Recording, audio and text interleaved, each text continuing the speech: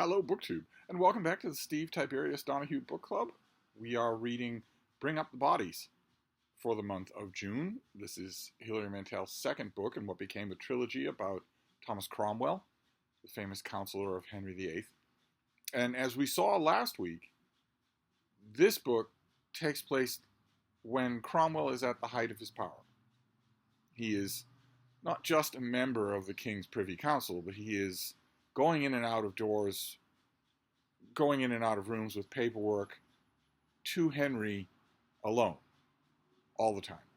They are as close as Henry could ever come to having an intimate friend who isn't noble born. Because Cromwell comes from nothing. He's a common man the very details of whose background might not even be really known. And he generates a lot of resentment among the nobility of England on all sides of the political spectrum because of that fact.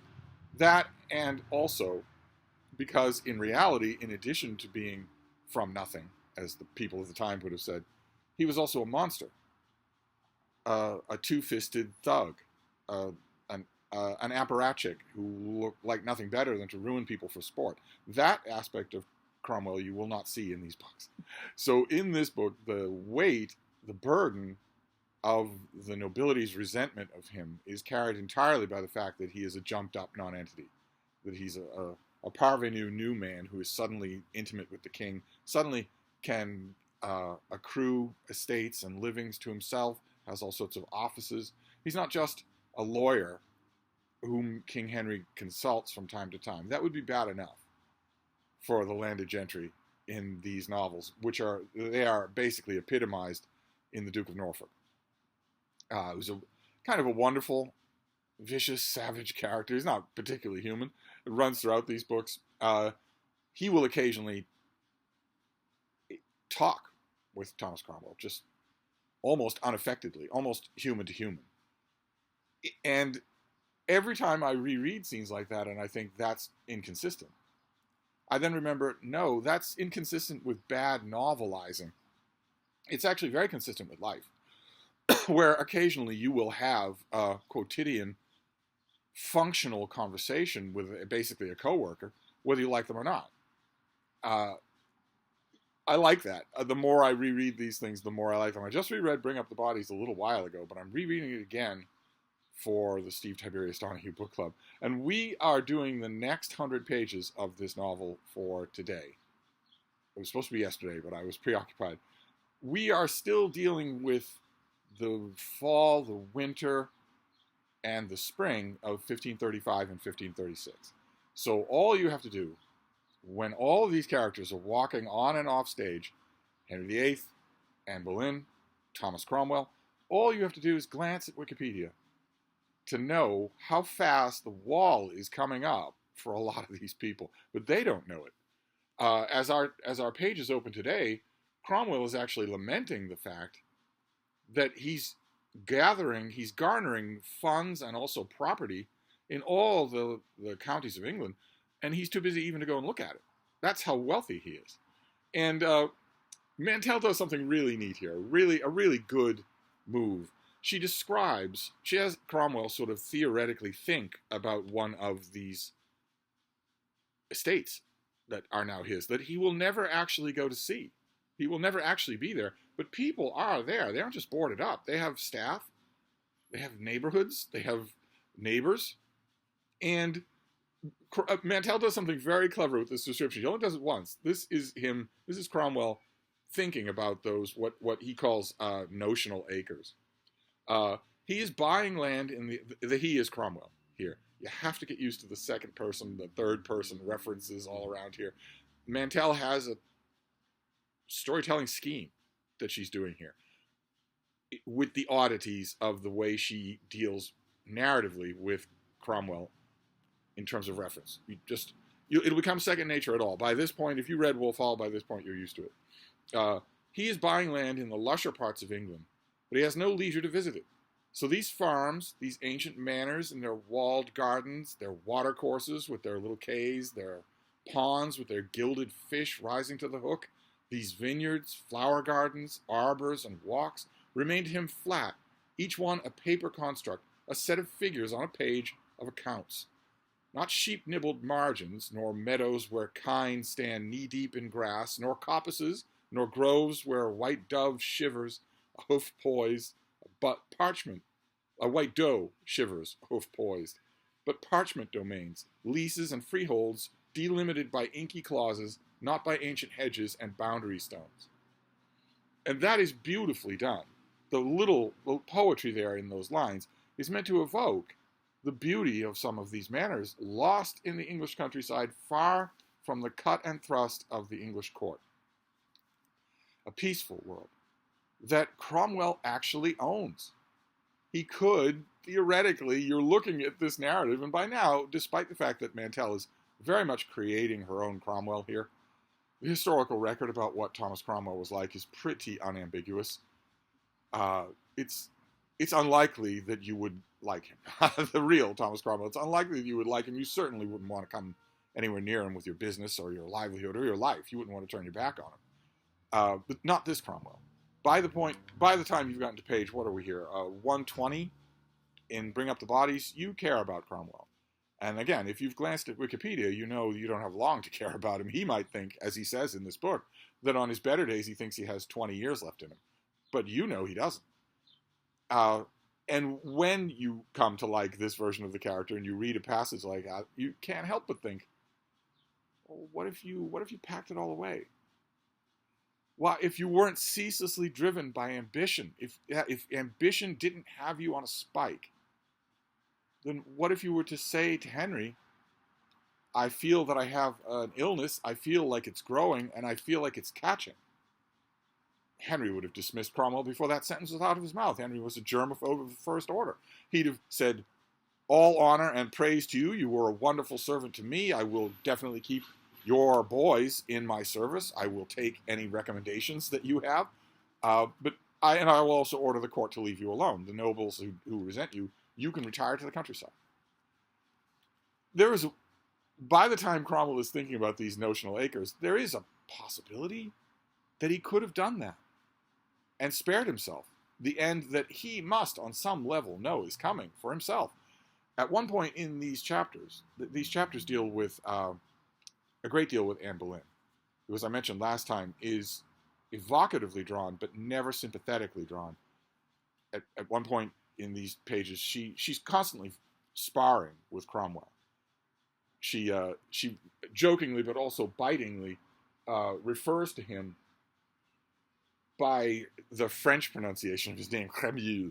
She will pretend that she can't say Cromwell, and will often call him that. Another thing that Henry called him, and the name also circulated around court, although seldom to his face unless it was Henry. Also Crumb is what he was called. Anne Boleyn calls him that a couple of times. Henry called him that a lot. You don't get a lot of that in this book because that's not the Cromwell that Mantell wants to give us. She wants to give us a formidable statesman. A formidable statesman with a pronounced ethical code. I think she's one privy councillor to the left of where that figure actually was, but she has no love for Thomas More at all, none whatsoever. He's gone by now, but he hovers over these pages. And Anne Boleyn is in these pages a lot. She is trying to get pregnant and produce a legitimate male heir for Henry. She knows perfectly well, on her better days, on her clearer-eyed days, she knows perfectly well how much depends on that. And they always have sharp exchanges because in a way, they're both Aravis. They're both on unfirm footing. At one point in these pages, Anne Boleyn snaps at him and says, that was his maid, can be unmade. And Cromwell immediately responds, I entirely agree. And all you're thinking when you're reading that is, well, Henry's going to unmake both of you.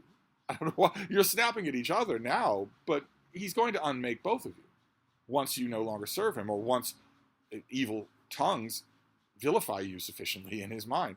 But there's a tragedy that happens. Of course, if you know your Tudor history a little, you know that Anne Boleyn never did provide Henry with a legitimate male heir. She had miscarriages. And there's lots of speculation in Tudor history as to what caused them. Some speculation that Henry actually had a medical syndrome of his own, that actually causes this in oh goodness gracious. We're gonna get some Tudor yoga. Oh, we are. Ooh.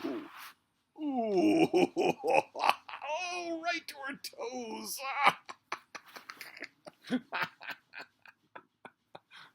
Okay. Well, that's guaranteed to distract. Oh, we went on a walk earlier today. It was a trifle too warm for her. She hasn't really recovered. What was I saying? All right. By the time we get to this winter, the winter of 1535, 1536, Henry's affections for Anne have cooled, maybe even curdled. He doesn't. The magic spell that she cast over him for years is gone. And Henry is gradually transferring his affections to sweet little Jane Seymour, who always seems to be there in this book. She always seems to be there like some sort of weird poltergeist where the scene does not mention her. And then Henry's eyes will be scanning a crowd, or Cromwell's eyes will be scanning a crowd, and suddenly there she is, just quietly standing there. But Henry's resentment of Anne is growing in these chapters, and it pops up at the weirdest times. It comes up at the weirdest moments. The main feeling evoked by the pages that we're reading today, we're reading 100 pages a week, thereabouts, and the main feeling that you get from these 100 pages is the fragility of Cromwell's world. That's why it's another reason why it's really well done for Mantell to open these 100 pages with that description of very solid real estate holdings. Those places are real. They might not look real to Cromwell because they're just figures on a ledger, but they are real. They're incredibly solid, and they make him an unbelievably wealthy man. And yet, that which is made can be unmade, and it can hang on the slimmest of threads. And we actually get the big event from these 100 pages is a big event, because of course the thing that it hangs on is Henry. And in these pages, he is practicing on the tilt yard. This was sort of a jousting event, very strenuous, very dangerous, and Henry loved it. He loved doing it. He didn't fake do it, with opponents who were paid to fall down. He did it for real. It was a holdover from, I won't even say medieval times, because his own father won the crown of England in war with this kind of thing. But it's dangerous, and that proves true. At one point, Cromwell is working on his papers when one of his boys runs in and said, with a shock on his face, completely white, and Cromwell assumes that his own boy, who had been tilting with Henry that day, had died somehow. It was easy to do. It was easy to die. You ride at each other on horses at full tilt, and at the last minute you bring your lance down. The idea is to unhorse your opponent. You can knock him sideways, you can score all sorts of points with the judges, but the real goal is to knock him off his horse in 150 pounds of armor. So that's dangerous right there, to say nothing of the impact, but as you can imagine, this is not a precision thing. There are many examples of people just taking a lance straight in the eye, straight through the head. It's a dangerous thing to have happen. But that isn't even what happens with Henry. His horse just shies and stumbles and falls on him. And the details of what actually happens are unclear. Cromwell immediately thinks it's his boy who's dead. Then he's told it's the king who's dead, because everyone thinks Henry is dead. Cromwell makes his way to the tent pavilion where Henry is laid out. They're taking his armor off, but he's just laying there, completely unresponsive. It's a weird moment. It's one of an odd moment where Mantell misses something.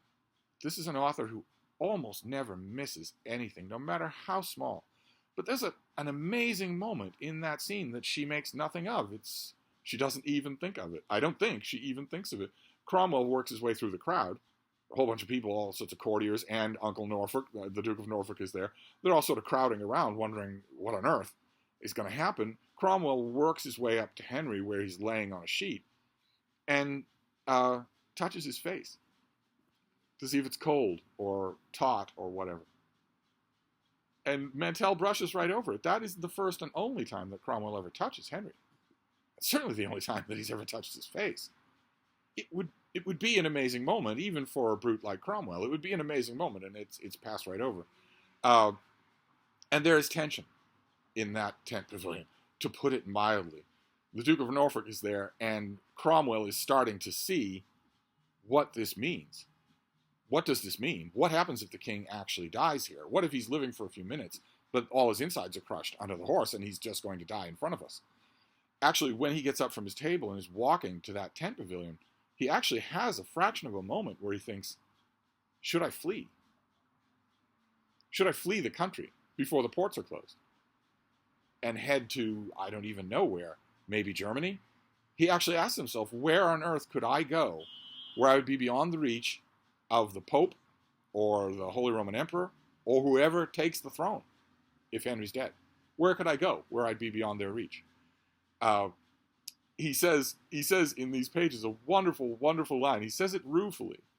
It made me wish once again for a really great theatrical version of this book, of these books, instead of the one that we got, where I think it was miscast all around. The filmed version of Wolf Hall, I thought, was miscast all around. And I don't usually say that about Mark Rylance. He's one of the greatest stage performers that the century has seen, but that's what he does. That he's a creature of the stage, not of film. But there's a great moment where Cromwell says, just sort of wryly observes, who anywhere else in the country can say, I am a man whose only friend is the King of England. Now, it's a little bit biting because he's saying that in that scene to someone who considers himself Cromwell's friend, but you get the point, which is that Cromwell's entire world depends on this person staying alive and staying his friend. He is made from nothing. He has nothing to fall back on. He has nowhere to go, and he's made nothing but enemies.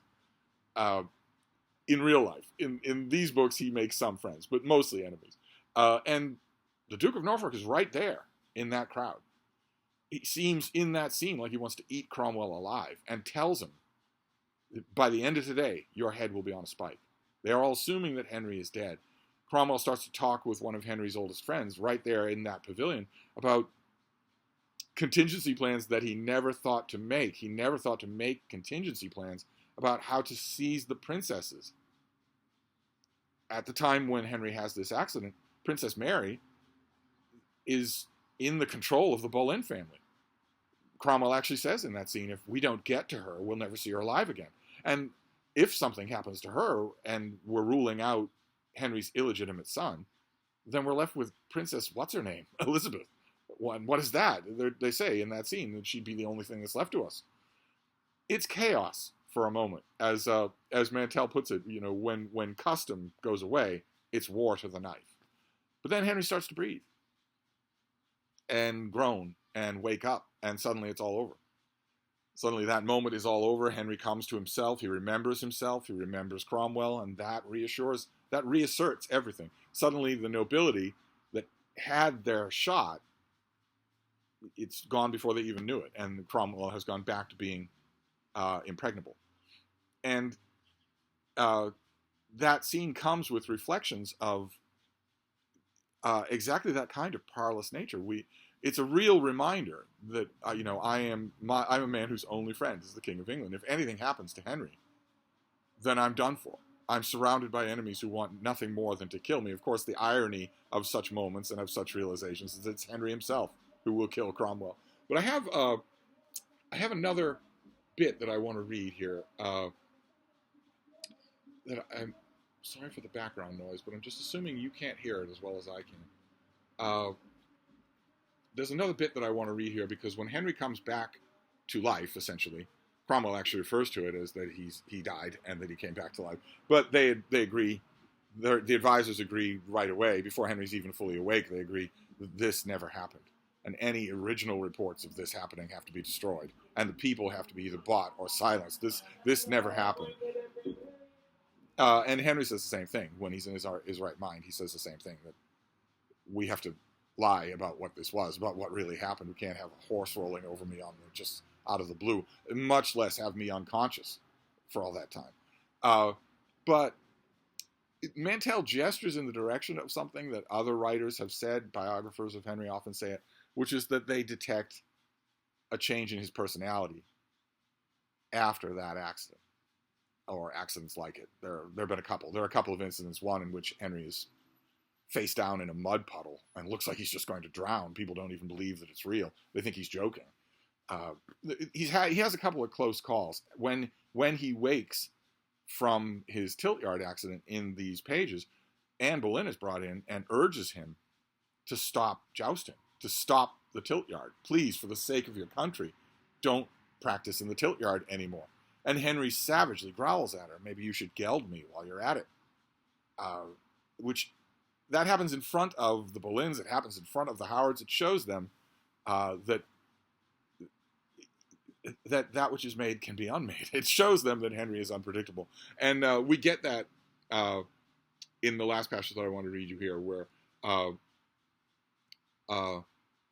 we get a little reflection on what that Henry is like. This would apply to any Henry, but it certainly applies to the Henry after these kinds of accidents, when he becomes more elemental.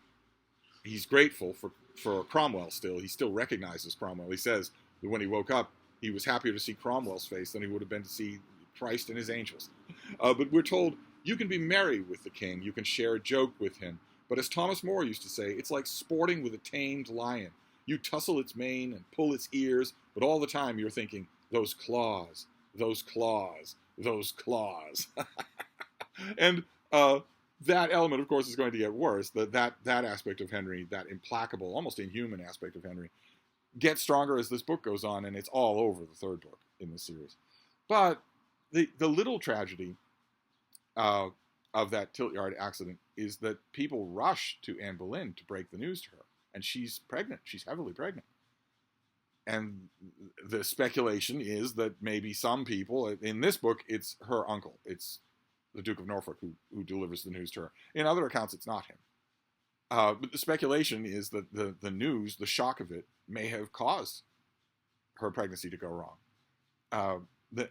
It's little tragedies like that we're of course going to get more of them in the next 200 pages that are coming up. So, because Anne Boleyn takes center stage in the spring of 1536, which is what we'll be reading next. We're going to do 100 pages for our next weekend. So I'll wrap this up for now. I could talk about this forever. There's so many things that Mantell does wonderfully in these pages. And I've been happy to hear, once again, from all of you, that those of you who are doing this, that you've had this on your shelf, that you wanted to read it, you've been wanting to get to it, and that you're really liking it. That's great. I think it's always a yardstick of mine as to how good a book is if you can reread it as soon as I'm rereading this and still get something out of it. I absolutely do.